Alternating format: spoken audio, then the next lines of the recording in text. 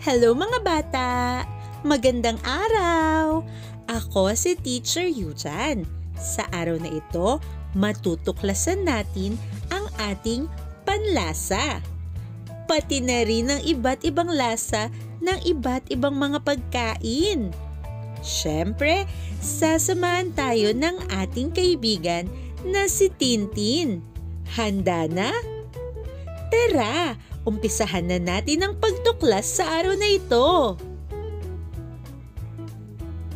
Anong bahagi ng katawan ang ginagamit natin upang tayo ay makalasa?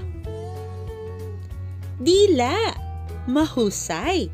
Ang dila ang bahagi ng katawan na ginagamit nating panlasa. Nalalasahan nito ang iba't ibang pagkain na ating kinakain. Tara, samahan natin si Tintin sa paglasa.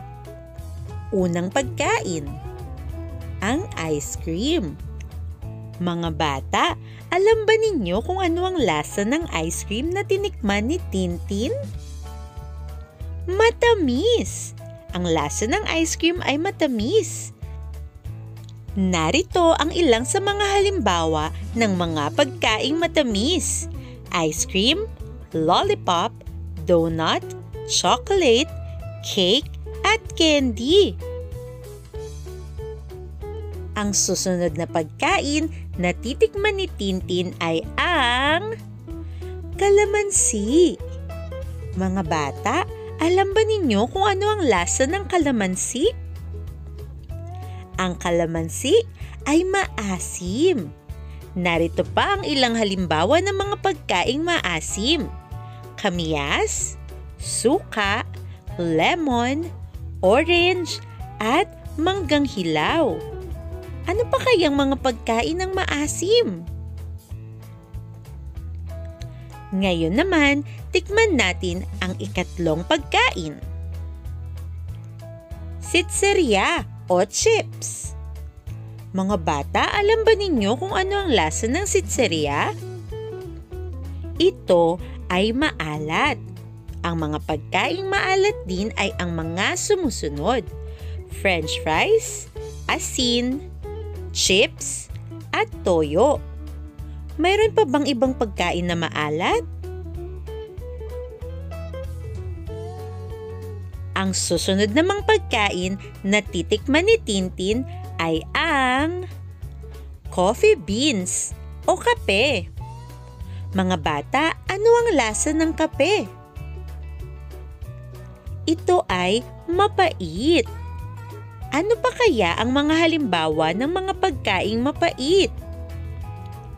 Ampalaya, gamot na kapsul at tablet. Magaling! Meron pa bang ibang pagkaing mapait? Maraming salamat at sinamahan niyo akong tikman ng iba't ibang pagkain. Natikman natin ng matamis, maasim, maalat, at mapait. At para sa aking paalala sa araw na ito, ating tandaan, panatilihin nating malinis ang ating mga dila. Isabay itong linisin tuwing nagsisipilyo ka. Pagkain lamang ang dapat nating tinitikman. Maraming salamat! Maraming salamat din sa iyo, Tintin, dahil sinamahan mo kami na matuklasan ang iba't ibang lasa. Ang matamis, maasim, maalat at mapait. At syempre, nalalasahan natin ang mga ito dahil sa ating panlasa, ang ating dila.